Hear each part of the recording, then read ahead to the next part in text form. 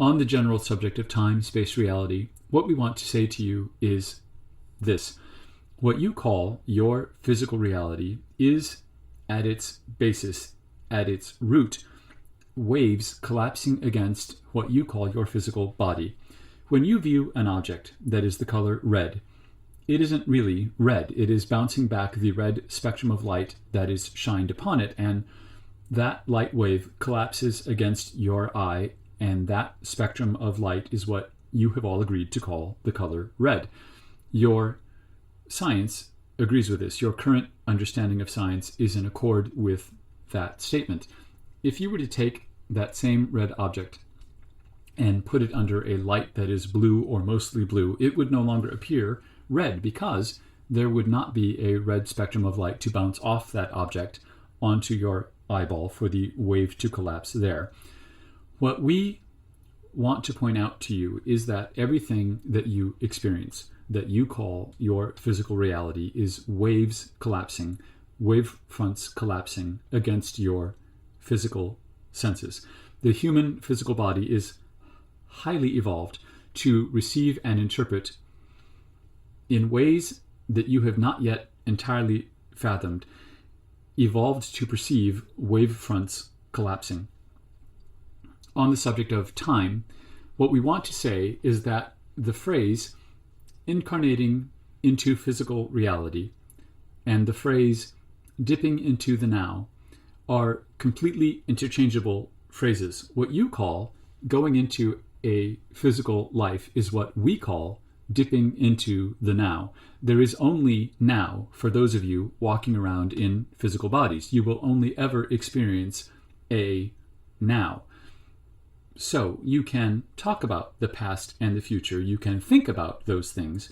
You can remember or imagine those things, but you are always doing that in what you would call now. There is only ever now. And that is a powerful concept for you to grasp early in these communications. What you view as the past is to us other nows. When you refer to the future in limited physical language and in a concept of linear time, what we want you to know is that there is not a future or one future. If you were to imagine getting up tomorrow morning and putting on a blue shirt, or if you got up tomorrow and you put on a red shirt, those are not two options in the future. Those are two distinctly separate futures, and there are an infinite number of futures available to you. For example, for the future where you put on a red shirt and you leave your home at 6 a.m., there is another future where all other aspects are identical, but you put on the red shirt and you leave your house at 6 a.m. and 2 seconds. And still another nearly identical future where you put that red shirt on and you leave your house at 6:01 a.m., etc. In the future, where you leave at 6 a.m., there is a particular speck of dust in a specific place on your shoulder, and an otherwise identical future where that speck of dust is a millimeter to one side of the other location, etc. There are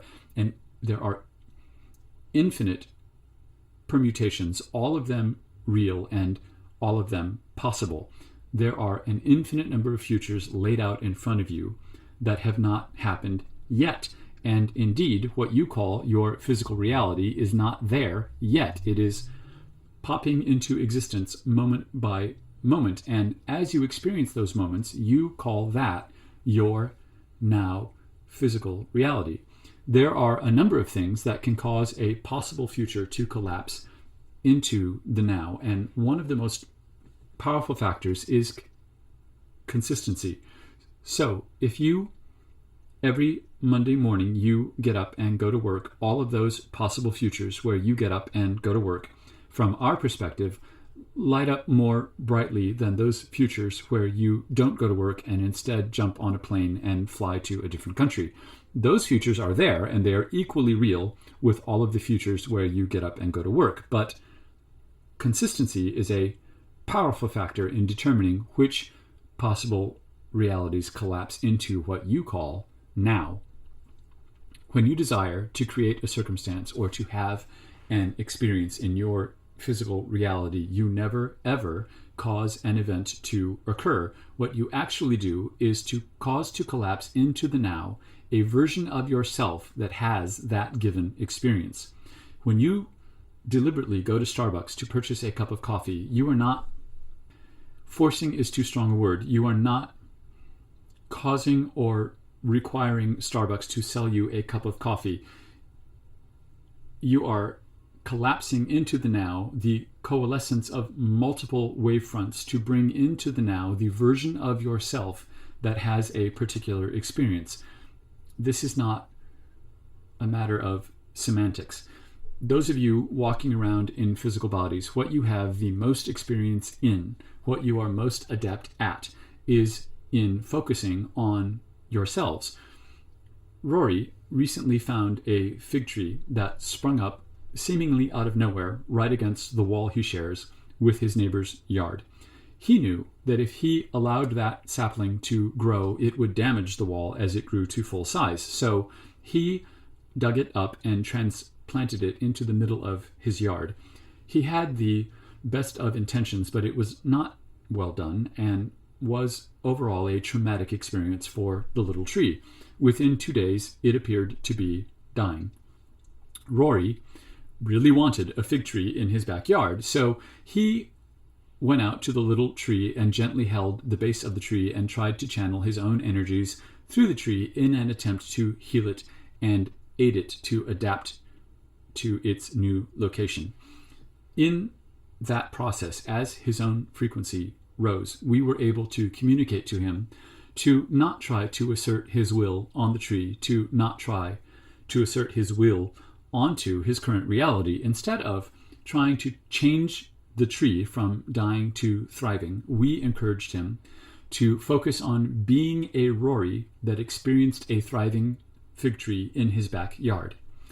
We want to discuss Rory's experience of the little fig tree more in a separate segment on expectation and how expectation is possibly the most powerful factor in causing any possible given future to collapse into your now reality. What we want to say here is that each of you is experiencing your own personal reality, and where you perceive each other is where there is overlap in what could be called consensual reality. There is tremendous, nearly 100% overlap in the experience of consensual reality, but it is not always 100%, which is why eyewitnesses to important events are not very reliable, since each can, and sometimes does, experience very slight variations of that moment-by-moment now reality popping into existence, which leads to a shared and agreed-upon end result that you all eventually end up referring to as the past.